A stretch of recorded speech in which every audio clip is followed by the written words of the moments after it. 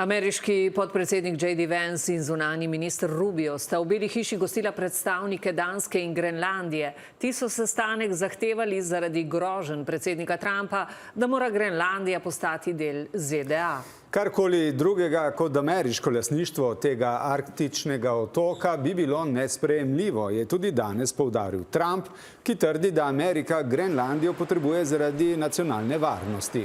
V Grenlandiji, ki je dansko avtonomno ozemlje, ponavljajo, da ne želijo biti del Združenih držav in so napovedali, na Danskem pa svarijo pred usodnimi posledicami, ki bi jih morebitno ameriško zavzetje Grenlandije imelo za zvezo NATO, poroča Tadeja Lampret. Predstavniki Danske in Grenlandije so danes v Washington na prvi uradni sestanek o Trumpovih zamislih za ameriški prevzem Grenlandije podpredsedniku J.D. Vanceu in zunanjemu ministru Marku Rubiu prinesli jasno sporočilo svojih voditeljev. Vi søger ikke nogen konflikt, men vores budskab er klart. Grønland er ikke til salg.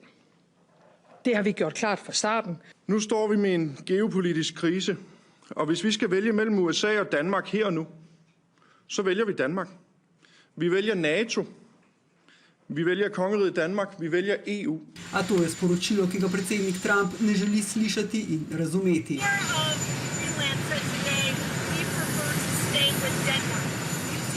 Who said that? Well, that's their problem.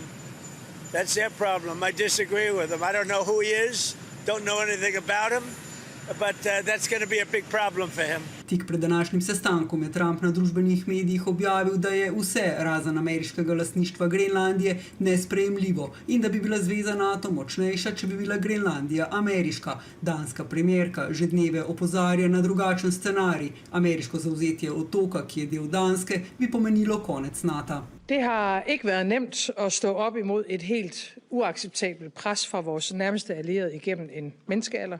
Trump ne izključuje ničesar, ne nakupa, ne vojaške sile. If we don't take Greenland, Russia or China will take Greenland, and I am not going to let that happen. Yeah, sure, I'd love to make a deal with them. It's easier. But one way or the other, we're going to have Greenland. Danska zdaj povečuje svojo vojaško prisotnost na Grenlandiji, Trump se posmehuje. And Greenland, basically, their defense is 2 dog sleds. Do you know that? You know what their defense is? 2 dog sleds. Ob Trumpovi retoriki in resnih grožnjah na Grenlandiji precejšnja zaskrbljenost. Overwhelming. I can put that in one word. It is quite overwhelming. It's okay to be scared. It's okay to be frightened. But after that, we need to think clearly and think about how can we defend our country. Pa tudi na Danskem. It's crazy. I get really mad. I don't know who he thinks he is. Zdaj bo na Grenlandijo vojsko poslala še Švedska. Dansko obrambno ministrstvo pa napoveduje okrepljene vojaške vaje z evropskimi partnerji. Ali bodo povabljeni tudi Američani, ni jasno.